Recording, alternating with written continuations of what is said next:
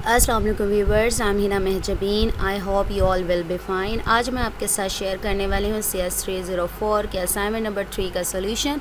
But solution share करने से पहले अगर आप मेरे चैनल पर न्यू हैं तो प्लीज़ मेरे चैनल को सब्सक्राइब कर दें, बेल आइकन को ज़रूर क्लिक कीजिएगा, लाइक भी कीजिएगा और शेयर भी कीजिएगा। Okay, let's start from the assignment question file.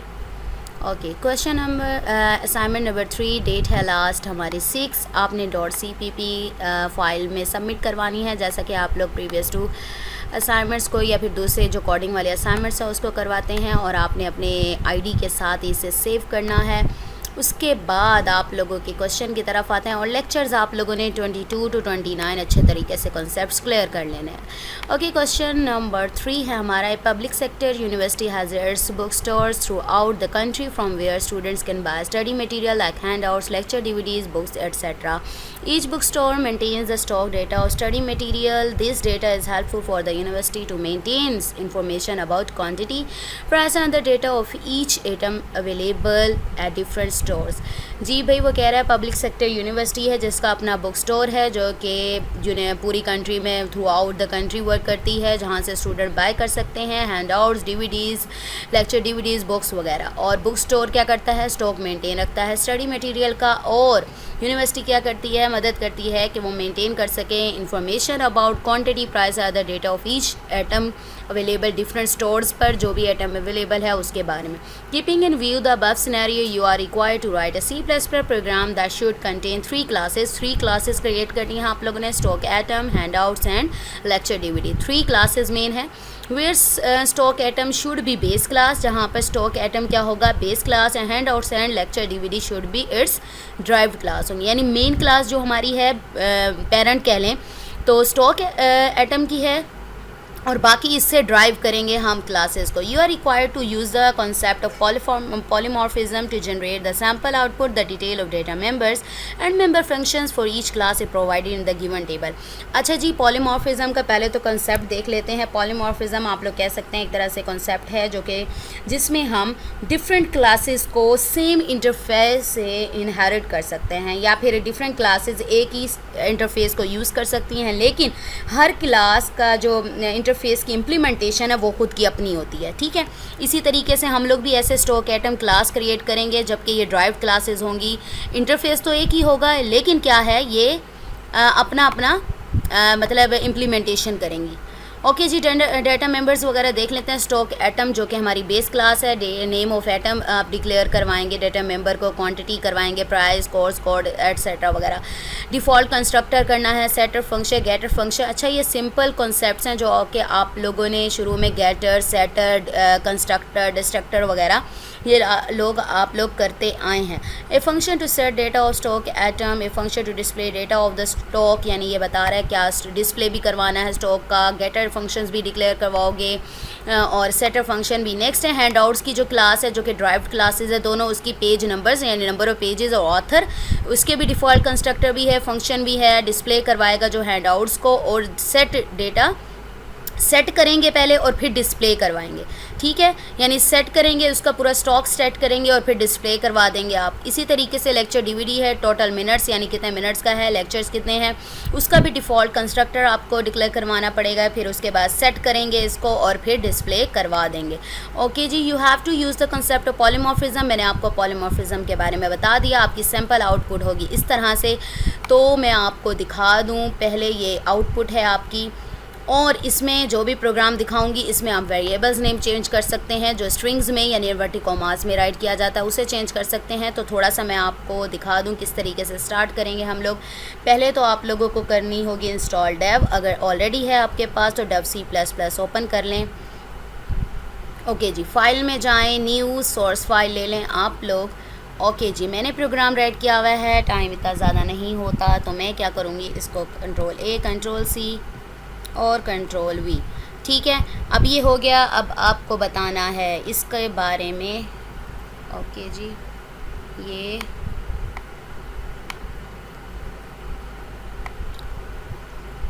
ठीक है, चलें जी।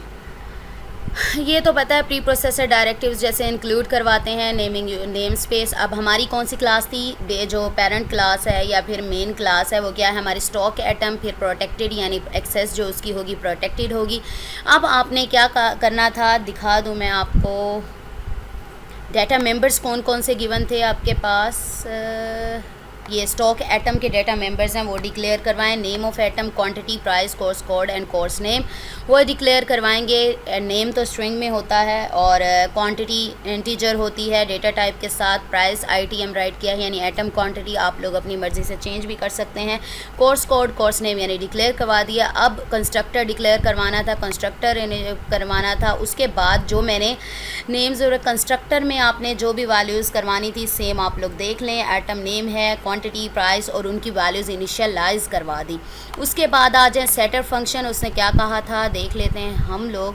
गेटर फंक्शन, सेटर फंक्शंस आप लोगों ने करवाने हैं, फिर सेट करना है डेटा को और फिर डिस्प्ले करवा देना। ठीक है, सेट करवाना है, पहले तो सेट करते हैं और तो फिर गेट करेंगे ना। वॉइड सेट एटम नेम यानी आप लोग हर वेरिएबल को लें और सेट करते जाएं। स्ट्रिंग था, स्ट्रिंग नेम के लिए n ले लिया या आप लोग nm भी ले सकते हैं और इसको इनिशियलाइज़ करवा दें n से। इसी तरीके से सेटर फंक्शन क्वांटिटी का आ गया, एटम प्राइस का आ गया, कोर्स कोड का, कोर्स नेम का और एटम नेम। अब आ गई बात यहाँ तक तो आप लोगों के हो गए सेटर फंक्शंस। अब आपकी बात आ गई गेटर फंक्शंस की।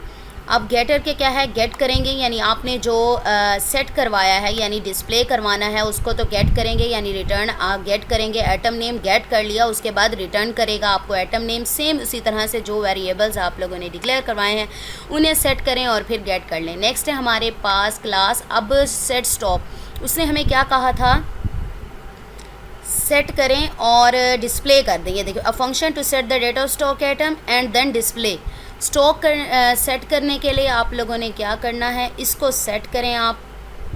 ठीक है, वर्चुअल के कीवर्ड किस लिए यूज़ होता है, ये एक डेटा मेंबर फंक्शन है जो कि बेस क्लास के लिए यूज़ होता है ताकि आप ड्राइव्ड क्लासेस को इसमें बेस क्लास में यूज़ होता है, जिससे रीडिफाइन जो ड्राइव्ड क्लासेस है वो रीडिफाइन कर सकते हैं या आप वर्ड यूज़ कर सकते हैं, ओवरराइड कर सकती हैं यानी उसके करैक्टरिस्टिक्स को यूज़ कर सकती हैं। ओके, आपकी ये जो आउटपुट है ये आप लोगों की जो डिस्प्ले करवानी है ये आप लोगों के इधर राइट की हुई है, उसको देखकर आप लोगों ने करना है। यहाँ पर राइट की हुई है, ये देखें ये आउटपुट इस तरीके से। एंटर एटम नेम करे, क्वांटिटी करे, एटम प्राइस करे, कोर्स कोड करे।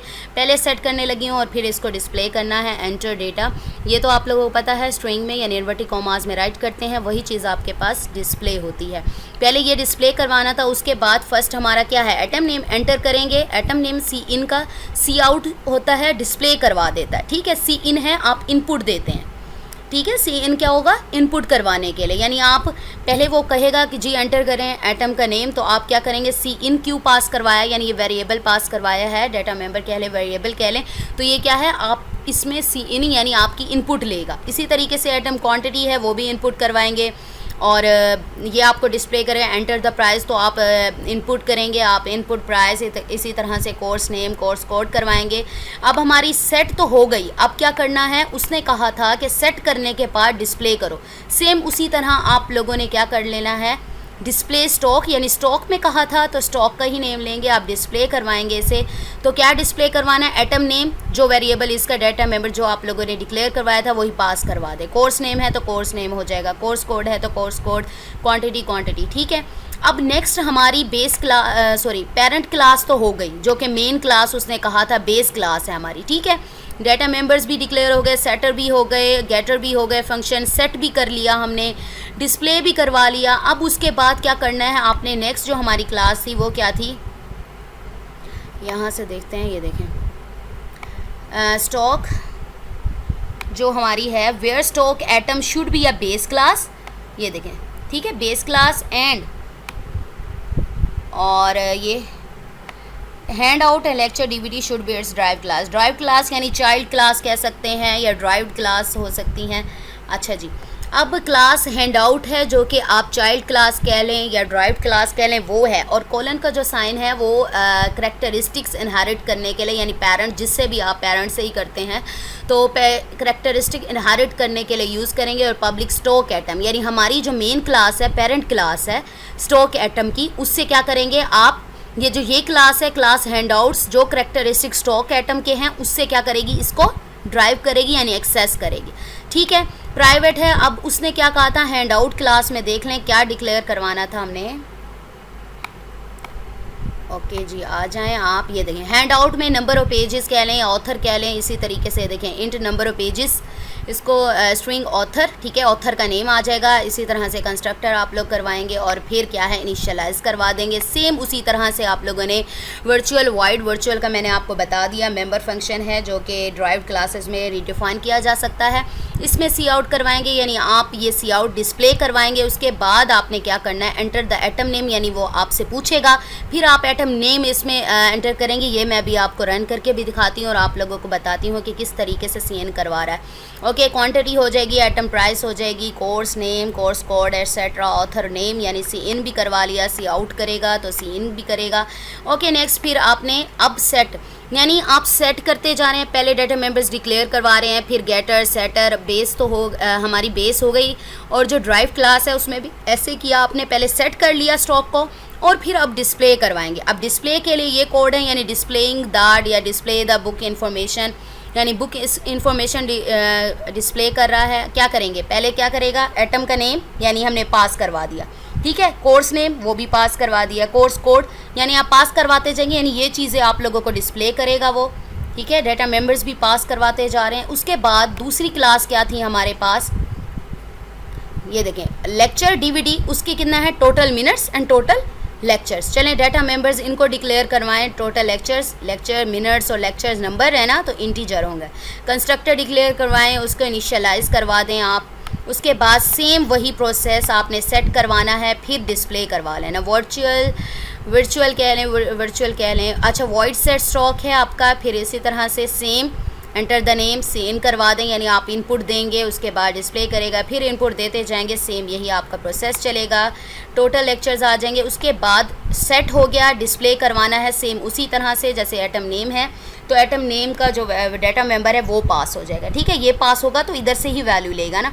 नेक्स्ट आ जाए मेन में। आप मेन फंक्शन में क्या किया है हमने, एटम्स जो डिस्प्ले होने हैं, ऑप्शन कह लें कि जो ऑप्शन आपको देगा कि क्या चूज़ करना चाहते हैं। डी डिस्प्ले करवाएगा इंटीजर आई, जो कि अपने अंदर इसको स्टोर करेगा, यानी जो हम डिस्प्ले करवाएंगे। उसके how many items do you want to enter, कितने आइटम करना चाहते हैं, 2 है 3 है, जिस तरीके से है वही डिस्प्ले करेगा उससे आगे। और सी इन यानी एटम्स को सी इन करेगा। पॉइंटर डिक्लेयर करवाया है जो कि स्टॉक के जो एटम्स है उसको स्टोर करेगी, अरे करेगी। ओके, अगेन डू लूप लगाया है हमारे पास, क्योंकि एटलीस्ट 1 टाइम उसे एग्जीक्यूट होना चाहिए हमारे स्टेटमेंट्स को। चॉइस है हमारे पास H फॉर हैंडआउट्स और L फॉर लेक्चर डीवीडी और सी इन यानी ऑप्शन। इसमें से आपके पास ऑप्शन है कि आप H क्लिक कर दें, प्रेस कर दें, कि या L की प्रेस कर दें। अगर तो ऑप्शन आपका H होगा तो, या फिर स्मॉल h, इसका मतलब ये है, ये तो पता है ना और ऑपरेटर है, यानी ये हो या ये हो।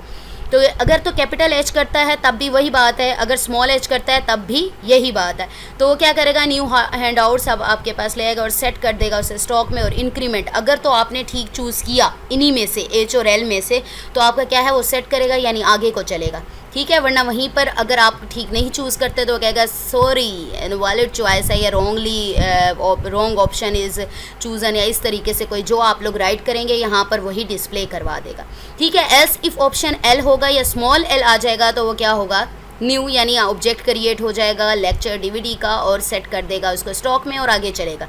लेकिन अगर एल्स में अगर आपने इन दोनों के अलावा कुछ और किया तो वो कहेगा sorry invalid choice, try again. ठीक है, दोबारा अगेन यानी ऊपर चला जाएगा। ओके, अब सी आउट है, do you want to enter data. अब अगर आप दोबारा एंटर करना चाहते हैं डेटा तो आप लोग कर सकते हैं, वाई क्लिक करेंगे, प्रेस करेंगे की को। अगर नहीं करना चाहते तो नो करेंगे। सी एन डी जो कि डिस्प्ले करवाने के लिए जो डाटा मेंबर है या वेरिएबल है डिक्लेयर करवाया था।